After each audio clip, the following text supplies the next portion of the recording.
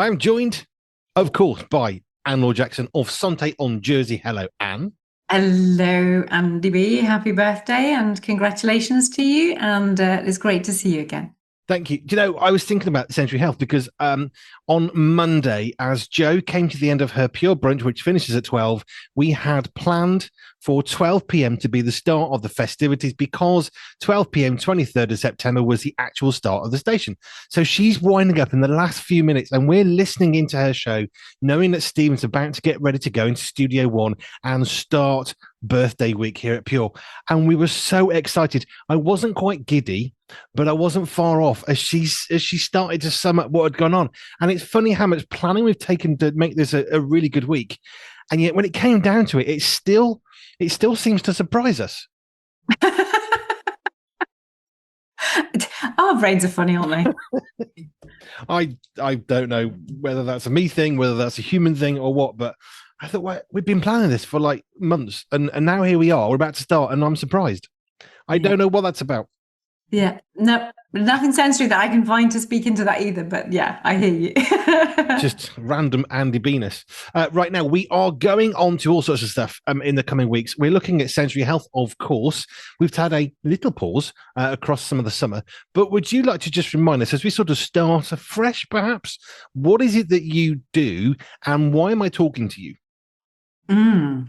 It is an absolute blessing to have the opportunity to help people who don't realize how important their sensory health is. We know about emotional health, physical health, mental health, but it's a big unknown that I am trying to bring out there and expose, bring to the open, and show people and help the rest of society understand what is going on with those people who do really have sensory processing and integration issues that affects their coordination. They're more anxious. They have difficulties with sleeping and eating, relationships, wearing clothes because they're bothered by tags and seams. They're picky eaters. It just gets in the way of life in so many different areas, does sensory processing. So this opportunity to talk about those issues and to help people understand that that it's real, and then how to actually address those issues with the sensory super system that I've created to try and help people do that assessment on themselves or in like loads of schools, in businesses, offices, in families, home educating families, anybody who feels that there's something that's a little bit different and they're not functioning and flourishing the way that they want to. That's what the sensory super system is there to help assess those needs and then work out how to address those needs. And then I work with people for 3, 6, 12 months or longer to help them really thrive in their sensory health and thrive in life. And I think one of the bits that I've enjoyed, I suppose, enjoyed covering is the fact that we probably immediately think sensory health, oh, that's a child problem. It only affects kids under the age of 12 or whatever it is, this stereotype that we have, which I think actually is very prevalent in society. However, sensory health, and I love this, one of our very first questions was from someone in their 50s who'd had brain surgery. There was trauma from that. It affected their sensory health. And that's the point about sensory health. And we've got people now being diagnosed with ADHD much later in life. Possibly school has missed that. Perhaps it just said, oh, that's naughty behavior. They just couldn't sit still. Well, possibly. Maybe they're badly behaved. Maybe they're not. And that's actually quite an interesting thing. And then one of our new presenters says, oh, I live in a neurodivergent home. And I thought, I actually know what that means now to some extent. Whereas a year ago, I'd have thought, I don't have what's that word? But actually, she has ADHD. She's recently been diagnosed with that, and that's part of her story. And her family have got various elements of that. And I think it's interesting that as adults, we're starting to grasp that actually, maybe I wasn't a naughty child at school, and maybe all those timeouts and all those detentions at school, actually, in a sense, that was actually quite cruel because there was nothing wrong that I was being bad for. Actually, it was a sensory health issue, and we have to be, of course, careful not to use labels as an excuse. But I think it's good that we're getting better at recognizing it. Yeah. It was really interesting. They're coaching this week.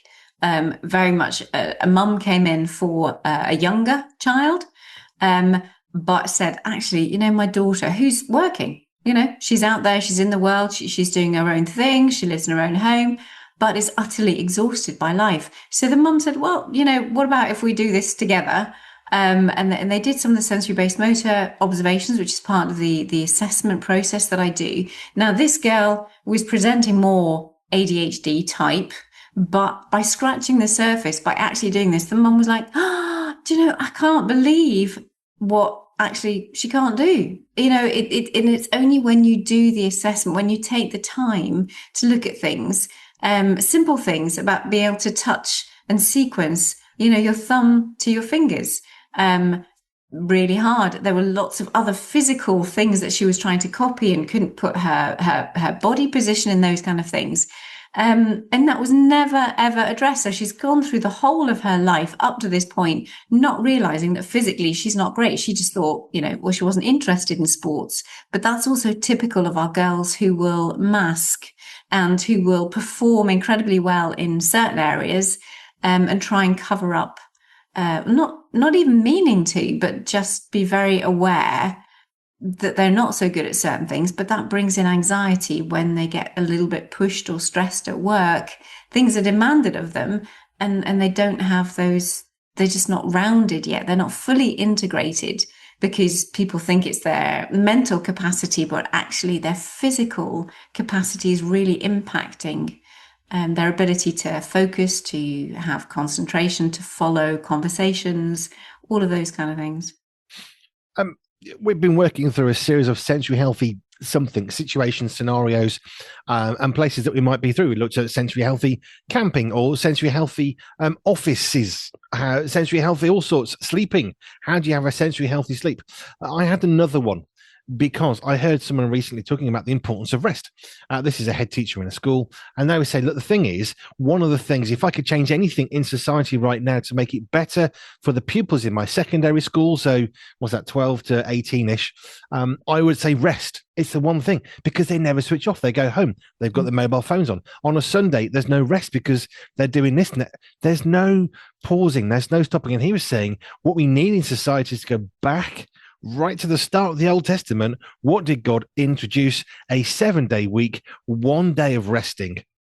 Resting is the one thing that he would introduce. If he could do anything and have that sort of, I suppose, power, if you like, I would introduce a day of not forced rest, not stupidly making it happen in forced rest, but a day of rest, that day when it's different. So I thought, well, what does a sensory healthy day of rest look like? Whether you're somebody who goes to church and you're somebody who would describe yourself as faith or not, because it's very much a biblical idea, the seventh day off. What would a sensory healthy rest look like? Because that cadence isn't just the day, it's the build up to the day, it's the benefits as you come out of the day back into working again. So there's the question, what would a sensory healthy day of rest actually look like for us? That is a very powerful thought, and would be amazing to think through and to tease through. The rest element, I think that we are so bombarded. I know we have to make it separate, we would have to think about each individual sensory thumbprint and make it fit for them. That's for sure. That's always going to be my answer, that it has to meet the sensory needs. But I do think generally our society is so full of sensory stimulation that actually pulling out the noise of the traffic, calming things down, shutting the shops, turning the music down or off, having times where just reducing so much of that sensory overload that is in our systems that we don't even realize. A lot of the times, I suppose I'm thinking of being a city dweller, really. Those are things that would be more powerful. In the countryside, I think there would be less need for that. But still, it's just looking at what equipment can we turn off that is always vibrating in the background, or that we use a certain vehicle. I'm just thinking of like tractors in the countryside, those kind of things. It's just like, let's cut, what would happen if we cut the noise? Just allowed nature to be, and shut things down so we don't have to even communicate it, like vocally, auditory wise, talking to people, engaging with people. That has a demand on our systems to process all of that. It'd be really interesting to just think through what that could look like for different people. I know I probably touched on this once or twice. I do remember when Sunday trading laws changed. I very vividly remember that if you went into Saturday night and you needed fuel for Sunday, if you had not bought the fuel on a Saturday, you were not buying it on a Sunday because there was nowhere to buy it. You'd have to literally drive to a motorway, find a service station, which was very expensive, and get fuel that way. And I know people who would do that because they were kept open. But that's what you'd have to do. And I guess one of the things about the Sabbath, which is exactly what we're talking about right at the start of the Bible, 6 days of working, 1 day of rest. It's called the Sabbath, the day of rest. That's really important. And what changed when Sunday trading changed? It started, I believe this absolutely. I think it started the busyness that we have and this need to be busy because there used to be a day when we wouldn't work. And the important part, which I think, just taking it away from the Sabbath, which is a very religious word, but it's that seventh day of a different day, which is effectively what it is. Instead of working, you're doing something different. Now, as a Christian, that would be going to church, going to a church service, not doing your day job. But it's that difference, which I think is really central to why that seventh day is so fundamental to the cadence of our every day, every week, every month life. It's a powerful unspoken thing, and it's interesting to see what does rest mean for people.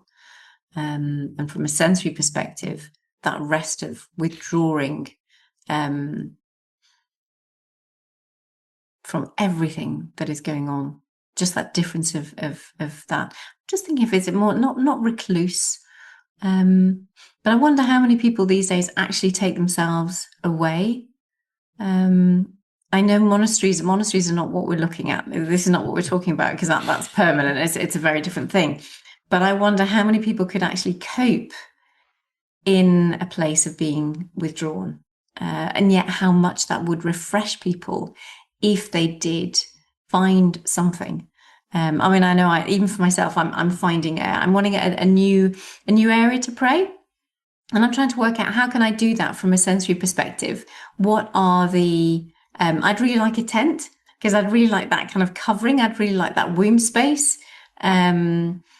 I don't need it to be particularly dark. I don't need candles. I don't need other types of music. I do need quiet. So it's where can I go that is quiet, but that has some form of tent over me? Could it be in the house or otherwise? It's just let's find those activities that do help us renew spiritually as well as physically and sensory wise. A little bit random. You won't be surprised completely. There's a film, Kung Fu Panda. In the film, Black plays a panda bear who is like this martial arts thing, okay? Doesn't know about it. That's the whole point of the film franchise. He realizes he's not just a panda, actually he's a Kung Fu master, okay? That's the film. There's no exact, well, I'm not ruining the end of the film, but there's a beautiful moment when he's trying to find inner peace, okay? And part of it is he's sitting there all nice and quietly, and he's trying to concentrate, and there's this little drip from a from something, and he's getting so wound up. I'm going to find inner peace, and the aggression grows because there's this stupid drip every so often. And the thing is, we can't control everything, which is the bit that I was thinking about. And you can't force inner peace. It is impossible. It is nonsense because you're never going to have the perfect environment. Does not exist.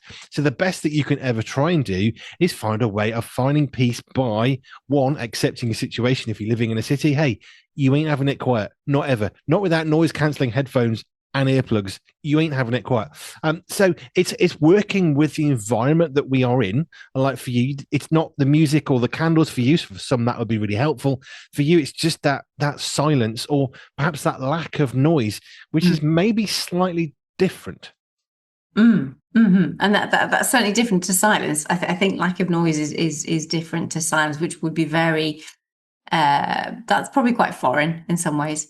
I do enjoy my noise cancelling headphones. Having been on more trips, I'm very aware now of that. I will always go because it keeps you so much more refreshed. Not having that background, that low hum, whenever you're traveling on transport, whatever that transport is. And I don't have auditory processing issues. I was in my center, my clinic, and I have swings, and lovely hammocks for people to go on and bouncy things and this, that, and the other. And someone was asking me yesterday, what do I go on? And I said, well, I can go on all of these occasionally. I will, but I don't have that sensory need for any of it. I said, yeah, my happy place is the sauna because then again, there's something that is warm and that is generally quiet and just really suits my needs and just is such a lovely blessing to my body. So. But coming back to this idea of the Sabbath is just a way of saying a day of rest.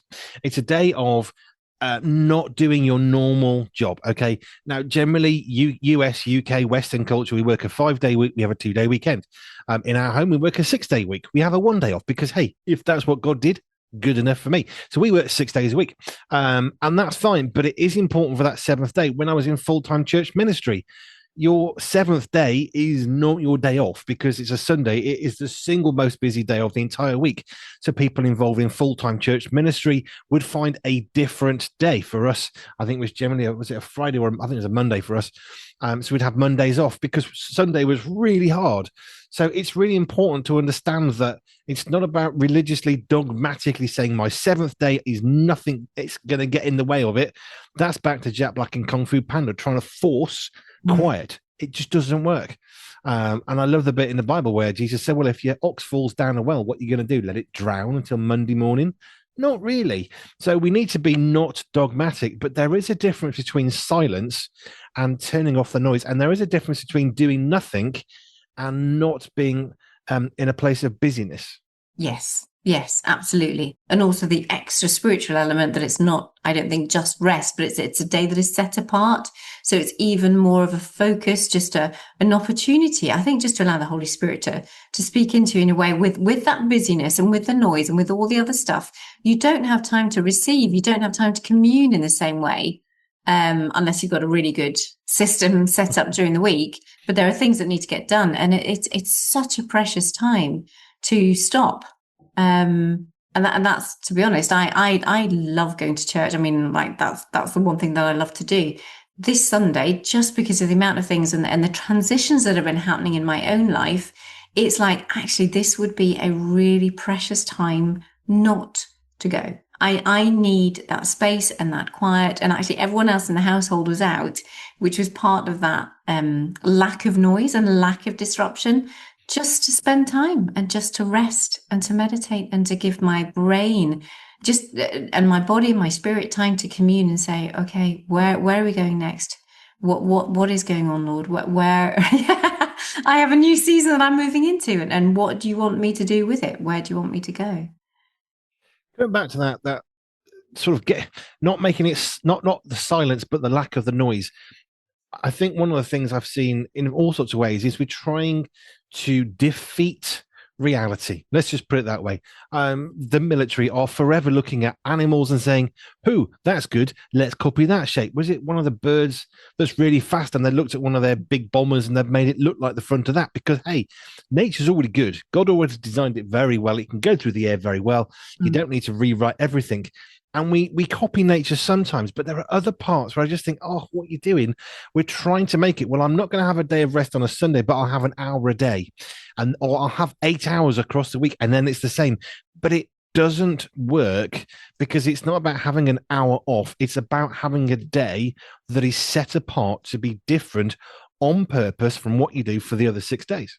Yeah, and it's 24 hours. And I think the sense of, because we've been so indoctrinated with the fact that we came from an amoeba and developed that way, that we've taken away the importance of the fact that a day is a day. Yes, spiritually, there are other interpretations and this, that, and the other, but that they relate to different things. But the fact of creation was a 24-hour day. Each day was 24 hours. So there is something set in the way our very beings and the very way that the world is created, that there is something instinctively good and helpful and right about that 24 hours of just setting it aside to do something different. And I think that's where I find that there's this busyness, not business, but busyness, that it's almost as though we feel like unless we are in that place of busyness, that we're not contributing to society. We're not doing enough. We've got to work harder and go faster. And actually, there's a real value in slowing down. Some friends took a canal boat holiday in the UK one time, and they said you're forced, is it 3 miles an hour or something on the canals? You can't go very quick. There are speed limits. And they said it was really frustrating. Like, we want to get to the destination. What's going on?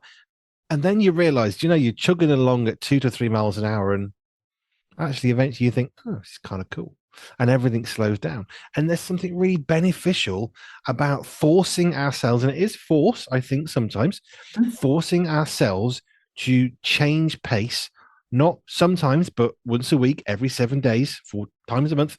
We need to actually do that in order to reset things. And from Essential Health, you're always talking about how if someone's going to be going to a big party and it's noisy and that's not good, well, before you go, you reset yourself up. In other words, you do stuff to exercise or whatever works so that when you go into that, you're prepared. Well, effectively, that's exactly what we're talking about by taking a day every week to stop everything you would normally do in order to be ready to do everything you would normally do.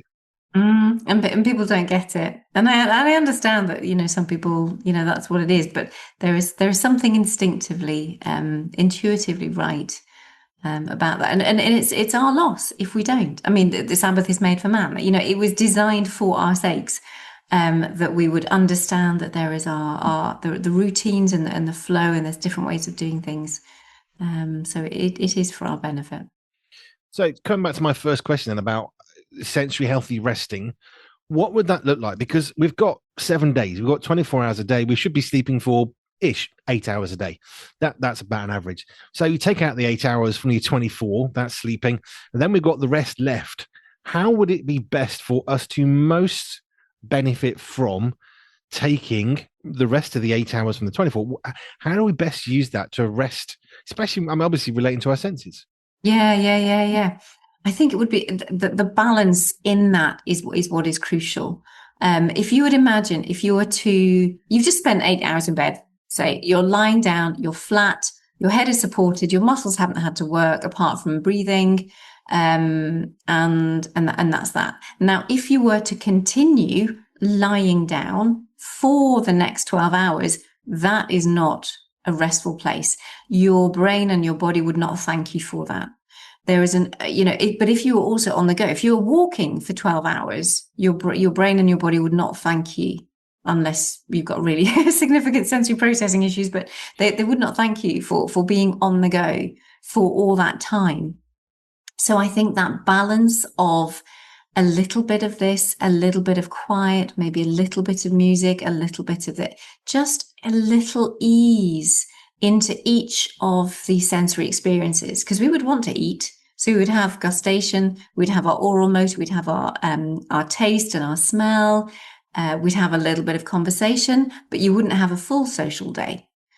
Because you'd be chatting, your auditory, your system would be on the go all the time. Now, we have to watch that in our household on Sundays in particular, because we're a very social household, and it's just like, actually we need to cut. We do stop and think, we've hit our social capacity, but that's often because of our auditory processing and how tiring that can be on the brain. So a little bit of conversation, a little bit of activity, a little bit of your food to enjoy that, but not too much, because that affects you neurophysiologically differently. And then that's why at Christmas everybody falls asleep in the afternoon, because they've just totally overwhelmed their system with sugars and fats and everything else. So just the balance. But finding something, not going to extremes in any of those, in any of the senses, because that won't be helpful. Balance. I mean, Richard Scott talks about this from a medical perspective, physically, rather than from a sensory health perspective. But he's always saying balance. What's a good diet? Well, a little bit of this, a little bit of that, not a lot of this. Because if you have a lot of something, it's imbalanced. And actually, the reason why we have good, if you get your blood taken, you think you got iron and all these bits and pieces in your blood, they need to be balanced, not identical, because it's not about equality. You don't want exactly the same amounts of iron and I don't know, the other blood stuff. I'm not a doctor, okay? I know there's lots of them, but you don't want equality, because you don't want them all the same, because that would be really bad.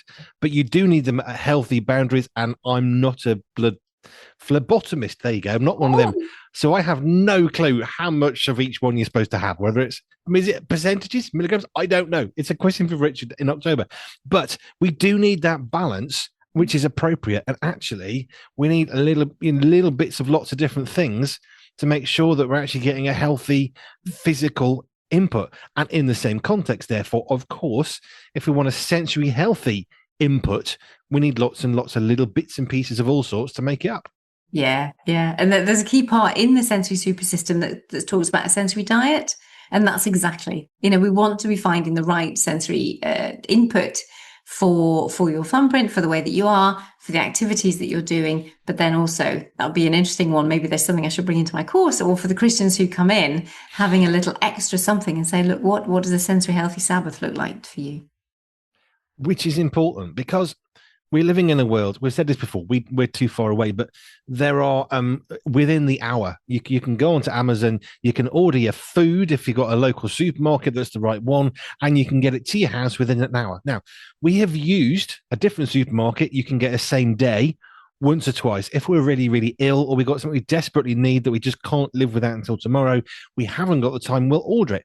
That's brilliant. That's really useful, but it isn't something I would ever want to just be too needing, because I actually like the process of going to a shop and finding the food that we want to eat. I actually quite enjoy that, which is weird perhaps because there's a cooking section. I like the cooking utensils. Okay, that's what it is. But here's the thing: if we are always relying upon the stuff that makes things happen fast, it's going to be very hard for us to enjoy things not slowly, but a normal, healthy pace, because the ability to get stuff delivered within the hour, as helpful as that can be, perhaps within a business context, not business, is it really important that we can get that headphone socket in the next hour? Because you know what? You can probably use it without the headphone socket. Just as an example, sometimes really good, sometimes not so. Getting your tablets for your medication if you leave it too long, sometimes not good. You need to take it on time, but I think there's so much that does not need to be done in a rush, really fast. And I think the one reason why we like holidays, of course, is we go, we stop, we have a different cadence for a couple of weeks or a week or a long weekend, whatever it happens to be.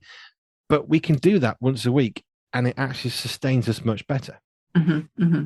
And when I'm thinking, apart from COVID, it's been years since I've been ill, and that's a blessing, and to be able. And I think part of that is the rhythm and the routine, and of certain principles having been put into my life. I'm really into the word cadence at the moment. It's going to keep coming back all over the place because it's such a really, really good word. And we need cadence in terms of sensory health. If you're overreactive on noise and you have to work in a noisy environment, well, hey, look, you're going to have to find a way of dealing with that. But there are other things you can do to prepare and to come out of that. Because we're all different. And that's where your thumbprint thing, Yeah. explain that, because I can't think what to call it. That's perfect, because everybody's so uniquely and fearfully and wonderfully made that I bring out their sensory thumbprint. Thank you. That's where the assessment of all of their senses and how they're processing their senses, and how they overreact and underreact, or they don't pick up the details, or how all of that fits into their sensory thumbprint. Thank you for rescuing me out of that hole I dug. I couldn't think how to describe it. I sort of knew the words, and anyway, it's fine. Right. So, sensory healthy resting is important. If you're struggling to rest, then contact Anne, and maybe you've got a sensory health issue. Maybe you're overreactive. Maybe you're underreactive, and not doing something is actually stressing you out. And maybe there are things you need to do. That's okay. And that's why I said at the start, it's not about doing nothing. It's not about having silence. It's about taking away the noise, because that is a very, very different perspective. We can't make silence happen. If you're a parent, you know you cannot make silence happen, but you can remove the noise. You cannot have 30 kids around your house. You cannot play music. You can even choose. I know this is a shock for people. If you're a parent of a 3-year-old, you don't have to play their nursery rhymes in the car. We never, ever did. We played Skillet and, if we could, Will Smith and the Cranberries. And now I've got, a household of radio presenters, because you know what? You haven't got to do some of these things that we feel conditioned, and you don't have to rush unless you're late for your bus. Amen. That's a different thing entirely. And Laure Jackson, I will be more coherent next week. Maybe. If you want to connect with Anne at all, go to our website, pure247radio.org, pure247radio.org/ALJ. That will take you to connect with Anne Laure Jackson of Santé in Jersey. Thank you. Thank you. See you next time.